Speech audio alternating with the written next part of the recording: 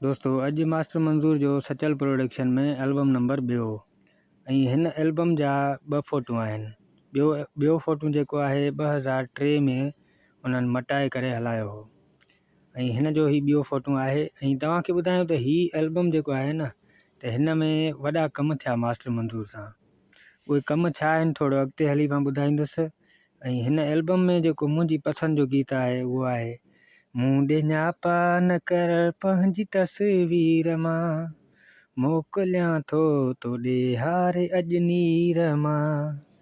अहिड़े दर्दनाक आवाज़ में ही ॻाई कलाम ज़बरदस्त। ऐं दोस्तनि जा कमेंट्स आहिनि उहे शो करे उन खां बाद तव्हांखे मां उन बारे में ॿुधाईंदुसि। पहिरियों कमेंट्स आहे शाहबान सोलंकी भाउ लिखियो आहे सुपर हिट। वहीद भाउ लिखियो आहे 8 नंबर सॉन्ग मुंहिंजो पसंदि जो आहे। बादशाह अहमद सोलंकी भाउ लिखियो आहे नाइस एल्बम SP माना सचल प्रोडक्शन जो।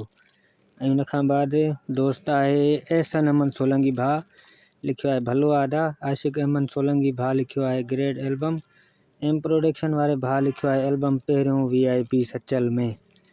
वॾी महिरबानियूं लख कुर्ब दोस्तनि जा। ऐं ॾिसूं ॿिया दोस्त बि आहिनि। उन खां बाद वहीद अहमद भाउ दिलूं मोकिलियूं आहिनि, वॾी महिरबानी। शाहबान सोलंकी भाउ लिखियो आहे ग्रेट वीडियो। ऐं दोस्तनि खे ॿुधायूं त ही 1999 में आहे। पहिरियों एल्बम 1998 में आहे। ॿियो 99 में यकदमि कीअं आयो। ऐं ॾिठो वेंदो आहे त हिकु जाइ ते 2-3 एल्बम बि कंदा आहिनि फ़नकार, पर हिते जेको मास्टर मंज़ूर पहिरियों एल्बम ॾिनो त इन में सुठी मोट मिली हुनखे।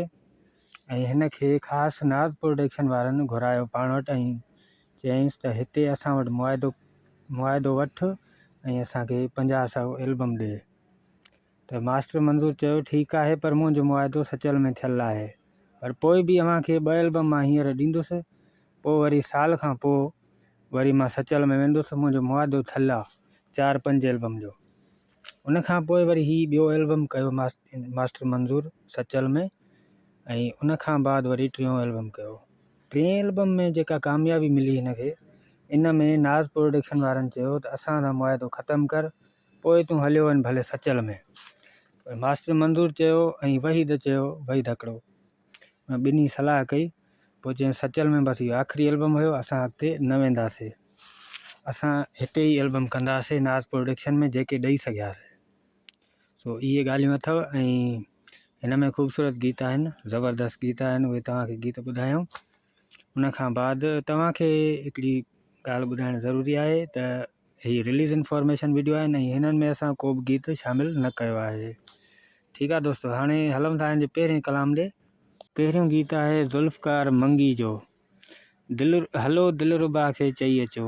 उन खां पोइ आहे बेदर्द खे को सम्झाए बेवस जो कलाम आहे। ऐं उन खां पोइ आहे मूं ॾे न्यापा न कर पंहिंजी तस्वीर मां। फरीद जागीराणी जो कलाम आहे। अनवर सुकड़े जो कलाम आहे तुंहिंजी ॻिचीअ ते कारा न गुलाबी। उन खां पोइ आहे मुमताज़ भंड जो कलाम आहे चवे दिलि आ। ऐं उन खां पोइ मुंहिंजे पसंदि जो शाइर आहे बशीर अहमद बुके जो, उन जो कलाम आहे हे बिरायो की कलाम लिखियो अथई अस्त दे रही ए नस सम्झे बिराई माण्हू। उन खां पोइ सलीम चांडे जो कलाम आहे छो भला अॼु। ऐं उन खां पोइ आहे ज़ुल्फ़कार मंगी जो कलाम आहे प्यार कजे अहिड़ो। ऐं उन खां बाद आहे बशीर अहमद बुके जो वरी कलाम आहे मां जोगी बणिजी। उन खां पोइ ज़ुल्फ़कार मंगी जो आख़िरी कलाम आहे मां त आहियां सारो माण्हू। शायदि ईअं ई लिखियलु आहे, पढ़ण में तीअं थो अचे। ऐं उन खां बाद तव्हांखे दोस्तनि खे ॿुधायूं त एल्बम कीअं लॻो, तव्हांखे कमेंट सेक्शन में ज़रूरु ॿुधाईंदा। वधीक ॾिसण लाइ असांजो चैनल सिंधी झनकार सब्सक्राइब कंदा। ऐं मुंहिंजो ॿियो चैनल आहे सिंधी फोक म्यूज़िक चैनल, उनखे बि सब्सक्राइब कंदा। इजाज़त ॾींदा इंशाअल्लाह।